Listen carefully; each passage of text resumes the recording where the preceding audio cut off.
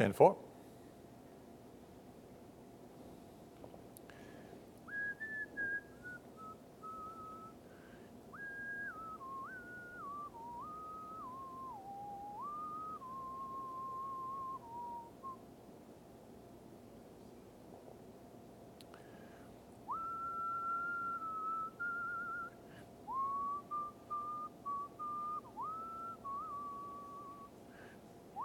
Roger. EOD.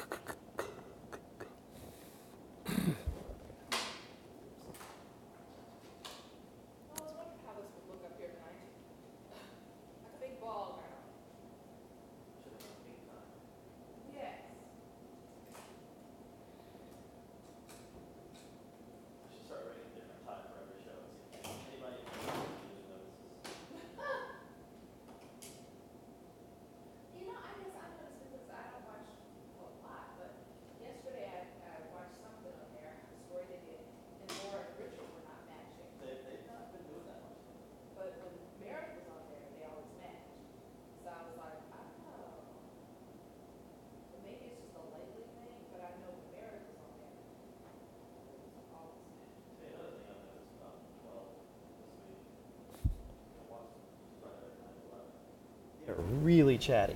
You can tell really? they're building in like all personality. Kinds of, yeah. Because of us? I don't know what it's for. I'm just saying they're doing it. Mm-hmm. You know what it's for. You're just being modest. Just saying all of a sudden they're like commenting on every story. Chatting it up, huh? Personality, because they didn't used to do that.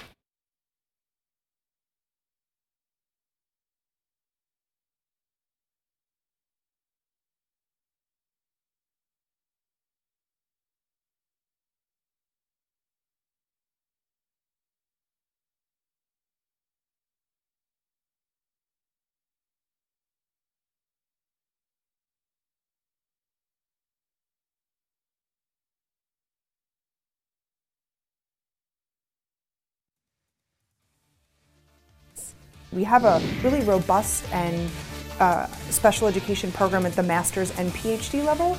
However, we don't have a current undergrad program except for now. Right now on News Channel 6 at 7, we tell you about a new program set to help South Carolina get more special education teachers. Another cool August day headed our direction. We'll have the forecast coming up next. And charges against the person of interest in the Andrea DeGelder murder case. Your news at 7 starts now. Live from Television Park, this is WJBF News Channel 6 at 7. And a good evening to you, everybody. You are watching News Channel 6 at 7 o'clock. I'm John Hart. And I'm Dee Griffin. Thanks so much for joining us. Coverage you can count on continues with a new tool allowing the Richmond County Sheriff's Office to see from a bird's eye view. A partner is donating a drone to give deputies vision from above. News Channel 6's Samantha Williams reports. Potential to save lives, not just of the citizens of Richmond County, but also the deputies. The sheriff says it's been in the works for years. But other priorities like raising deputy salaries have taken precedence. Sheriff Roundtree says all thanks goes to the Associated Federal Credit Union, wanting to make our city and law enforcement safer. Just this week, a manhunt underway to find Frank Asuncion, who was wanted for questioning in a recent murder. The helicopter was great to have that resource, so that's again another great partnership we have with GSP. But again, to have a unmanned aircraft system, a drone, to be able to be deployed within minutes of arriving on the scene is huge. But it takes a lot of training and flying time to become FAA certified. Lieutenant Scott Redman, the first deputy becoming a certified drone pilot. This aircraft is the latest DJI-inspired drone produced.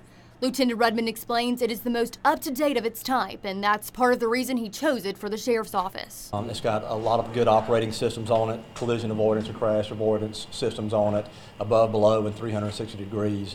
Accessories needed for operation: iPad for flight control, additional batteries and chargers, insurance, and a monitor for staff to see what's going on. Now this drone has no limits. It will be available to oversee not only SWAT operations and locating missing people or suspects, but it could also be the eyes over major events like Masters and events at the Common. We think this is going to be a start of something that's huge for Richmond County. Sheriff Roundtree says after training, we can expect to see the drone up and operating in the next few months. The person of interest in the Andrea DeGelder murder case is now facing charges. Her neighbor, Christopher Gibson, charged with possession of a firearm by a convicted felon. He was already being held on shoplifting charges from an incident back in May. Investigators say he may know something about how DeGelder died last month. Police found that handgun among the bags of evidence they collected from Gibson's Grovetown home on Tuesday. He will have a bond hearing tomorrow morning at 9 o'clock. An essay leaker reality winner found out how long she will be behind bars for giving out confidential information to a media outlet, sentenced today to 63 months in prison and 3 years of probation as part of her plea agreement. It is the most amount of time a person who has been charged with espionage can receive. We did speak with reality winner's attorney after the hearing. I feel that we spent over a year fighting the case, investigating, just rooting out every possible issue in preparation for if this had gone to trial. We feel this is the best resolution. Of course, ultimate resolution, if she would have been able to walk away, would have been preferable. But in light of all the facts in the case, we feel this was fair. Reality's mom has been very outspoken throughout these hearings, but did not comment on today's sentencing. Secretary of State and GOP nominee for governor Brian Kemp continues sending out releases about his challenger's debts while he's facing a financial feud of his own. He's facing allegations that one of his companies defaulted on a $500,000 loan for which he was a personal guarantor. And the attorney's arguing about whether Kemp is on the hook as a guarantor. The loan is past due and the lender gave an extension to the company allegedly requested by Secretary Kemp. Also at the heart of the case is what role should Kemp's public status play? As everybody in the courtroom knows, Mr. Kemp is a public figure who is currently the Republican nominee for governor. The fact that a man is campaigning for governor is not a legal excuse. The lender's attorneys also pointed out that during this deposition, Kemp said, quote, "I do not recall 87 times." Congressman Rick Allen made a stop at the Garden City today. He spoke at the Augusta Exchange Club's meeting and hit on several hot topics, including the future of the lock and dam. That stretch of waterway is key for endangered sturgeon fish, and the Army Corps of Engineers is trying to find a way to make sure the fish can still make it downstream. And there are at least 5 plans on how to move forward with the lock and dam. One includes Whitewater Rapids. But we have to maintain the pool and we have to maintain control of the water. And if Whitewater can do that, and that's something that recreationally we can make happen, and we got to fund that. Representative Allen also filled us in on a $100 million project coming to Fort Gordon. He says a new training facility is in the works. Well, many of you still waiting to know what you will pay as the battle over streetlight fees continues in Augusta after months of discussions. Today, Augusta leaders held a special meeting to try to knock things out, but the debate will continue. 6 commissioners were present. One of them was on the phone. That is enough to vote, but not the necessary 6 voting the same way. In other words, they couldn't get anything done, and now time is running out for the tax commissioner to add any possible changes. Today, he said he does have a few more days. Taxpayers get kind of anxious this time of year. They want to know what they owe. They have 60 days to pay in November. That doesn't change, and the earlier I can get them to them, the more time they have to pay. So they'll take it up again on Tuesday with the full commissioner. If they can't decide on anything then you will pay the same amount you paid last year, which means the $800,000 deficit will remain. An Augusta family has made a lot of progress rebuilding after a devastating fire. You may remember the story of the Roans family losing their home in the blaze last week. Well, volunteers across the CSRA came out over the weekend to help tear down siding and scrap metal. Those are not the only people who have helped them get back on their feet. An anonymous donation came into your station. That came to me that day. That was so heartfelt. It made me cry. Then someone gave us a hotel for 2 weeks. A nice hotel. At one time I was like so depressed. My wife was depressed. And now we see the light. We see hope. And I thank all of you. Contractors that specialize in construction, electrical work, and plumbing have also offered to work for free. The Roans will only pay for materials, and if you want to help them, there's a link to their GoFundMe page. Just go to our website, WJBF.com. The University of South Carolina says dozens of special education positions in schools across the state went unfilled last year. The university is trying to help create more teachers with special education backgrounds. Georgia Reed Godfrey is in Columbia. The early years of a child's education are usually the most crucial in a student's success. But when a child has special needs, it's even more important to progress during those years. Maybe they're not saying as many words, or they're not understanding the verbal language that they're being given. Then we sort of see some of the issues there around how do we provide modifications or some small changes to the classroom to meet their needs first. Legislation passed last year requires teachers to be licensed to teach special educations for 3 to 5-year-olds. Which wouldn't be a problem if special education courses weren't limited to graduate students. We have a really robust and special education program at the master's and PhD level. However, we don't have a current undergrad program except for now. The University of South Carolina is offering a special education program to undergraduate students so they can have that certification when they graduate. So when I went to my daycare over the summer to work, I had a little girl who was special needs, and it's just like I saw the things that I was learning from the textbook and found different ways to be able to talk to her and her parents to make her feel better. And that's the goal of this program, creating qualified special education teachers that work for the students without adding extra course loads. It was important to be exposed to a wide variety of teaching methodologies and strategies and really strengthen our workforce. 19 students started the Early Childhood Special Education program this summer. They'll take 6 courses, which are all online. There were about 100 special education positions open in the state last year. In Columbia, Georgia Reed Godfrey, WJBF News Channel 6. By completing this series of courses, they'll be able to teach special education courses at the early childhood level without having to go to grad school. Just in time for school, dozens of local teens got a chance to trade in part of their summers to learn and make a little cash as well. Several students from Aiken, Bamberg, and Barnwell counties participated in the Jump Start program. Rising seniors in the program participated in a number of job interviews and training sessions, worked in a variety of fields, and performed many important tasks across the school district.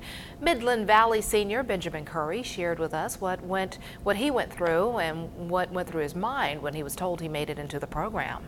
And she let me know that I got the job and to be ready to work that Monday morning. And I remember I was letting them know I was so excited just to have a job, period. Because when I sit at the house, I feel lazy, like I'm not doing anything. And when I'm at work, how do I put this? When I'm at work, I feel like more of a man.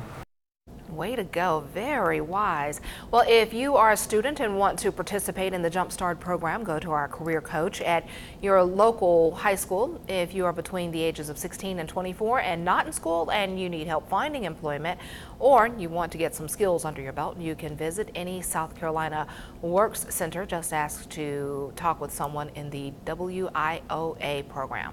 Tonight, the South Carolina Department of Transportation is preparing for the department's largest infrastructure project in state history. They're holding a public hearing to get input from the folks who live in the area of the proposed project and you drivers who travel that road. We're talking about the Carolina Crossroads project.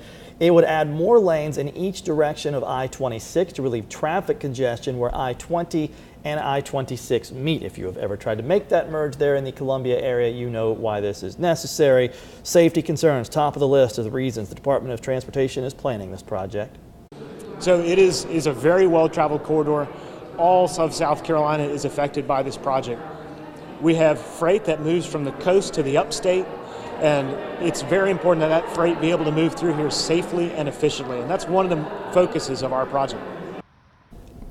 I-20 East to get on I-26 North, one of the most difficult merges you will ever experience. And today, the residents had their chance to see interactive maps, layouts. The department says that project cost $1.5 billion, fully funded by federal and state funds. You have until September 17th to submit any concerns to the department before plans are finalized.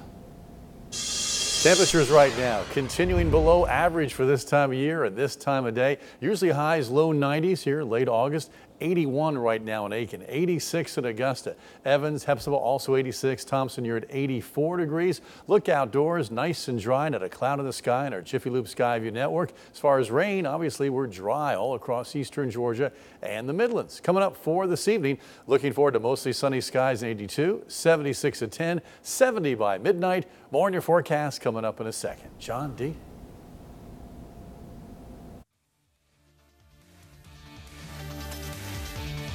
Good evening, I'm Adrienne Wofford with the Cash 3, Cash 4, and Georgia 5 evening drawings. First, it's time for 5-card cash. We come up to $150,000. Here we go. 6 of diamonds, Ace of spades, 10 of hearts, Queen of spades, and 9 of spades. Now let's play Cash 3. Your numbers this evening are 5. Next is 0, and finally 5. Those Cash 3 evening numbers again are 505. Good luck. And now your Cash 4 evening numbers. They are 1. That's followed by 7. Next you have 3, and your final Cash 4 evening number is 2. If you have 1732, congratulations. Now let's start your winning Georgia 5 numbers. Up first is 1. That's followed by 0. Next we have 8. After that is 3, and finally 9. Your Georgia 5 evening numbers again are 10839. Good luck and have a great night.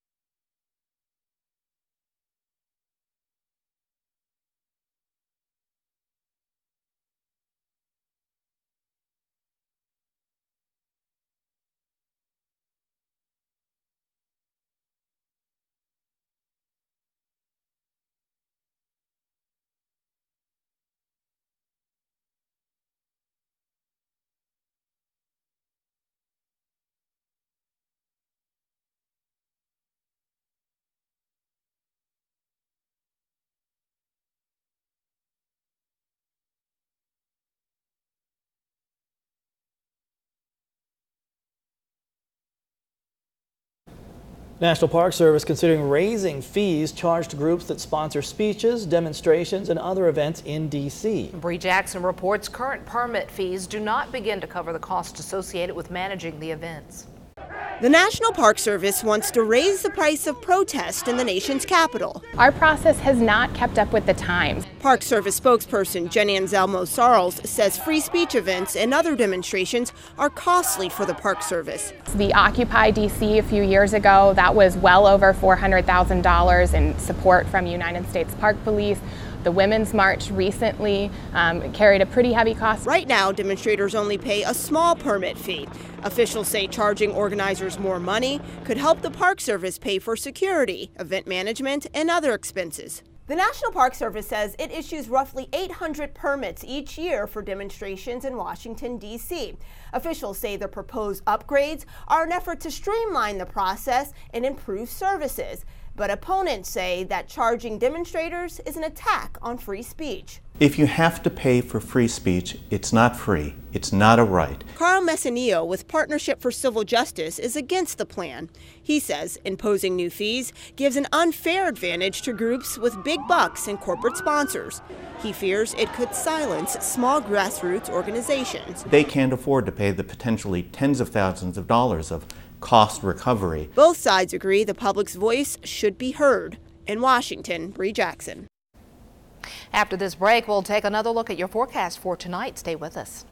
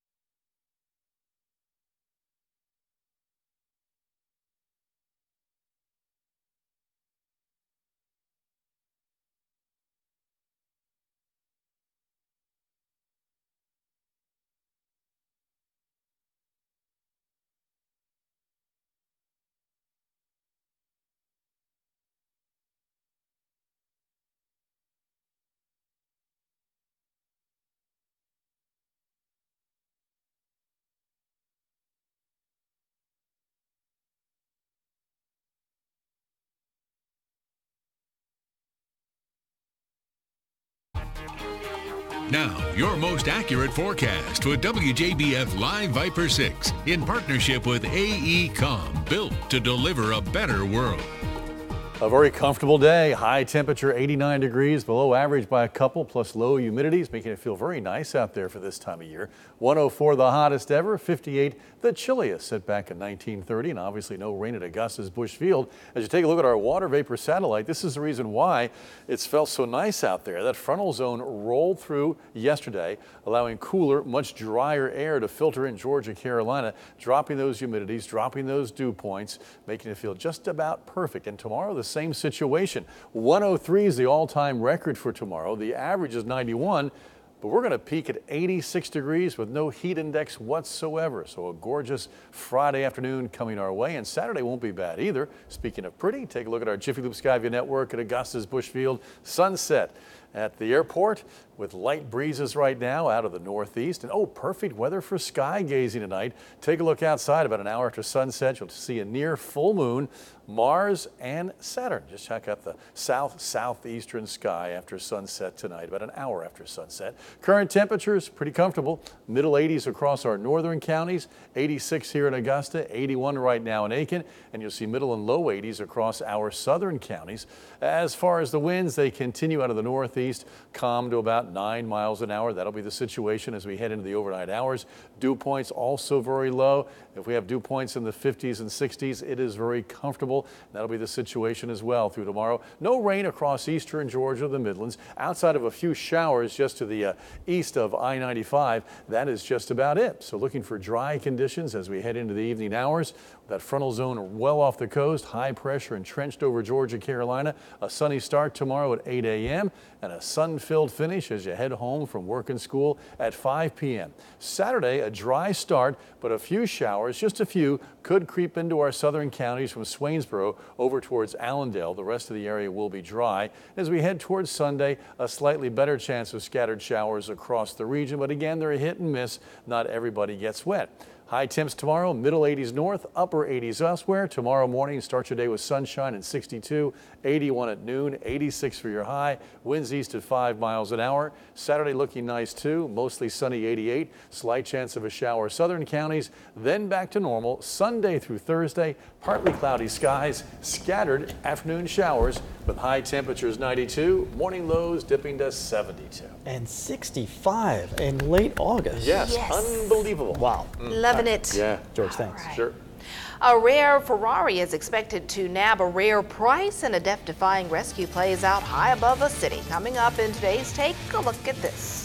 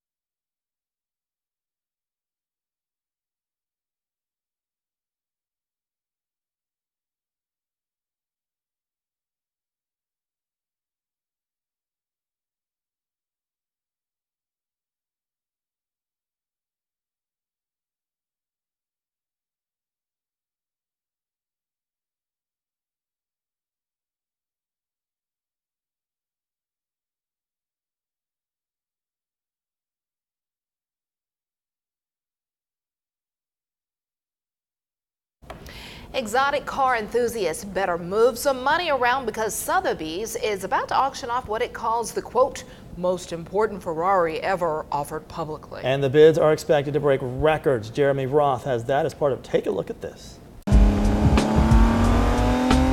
This vintage Ferrari may soon become the most expensive car ever sold at auction. The stunning 1962 250 GTO will be auctioned at Sotheby's in Monterey, California. One of only 36 ever built, it's expected to fetch anywhere from $45 to $60 million. The current record holder for the most expensive car ever auctioned is actually another Ferrari 250 GTO. It was sold for $38 million in 2014.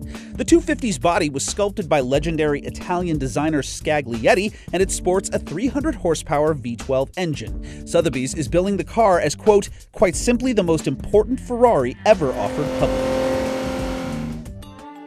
If you're afraid of heights, yeah, you may want to look away because a terrifying rescue unfolded hundreds of feet above central China, and it was all caught on camera. 2 window washers got stuck outside the 57th floor of a skyscraper. The dizzying incident happened in the city of Changsha. The workers were trapped for more than 3 hours after their basket malfunctioned. Emergency personnel responded, quickly rigging a rope and pulley system, and the 2 workers were then hoisted to safety in death-defying fashion. For Take a Look at This, I'm Jeremy Roth. Forecast coming up for tomorrow. Look forward to sunshine, 86 degrees, 88 Saturday, maybe a sprinkle and a better chance of showers and low 90s for Sunday through next Thursday. Morning lows in the 70s.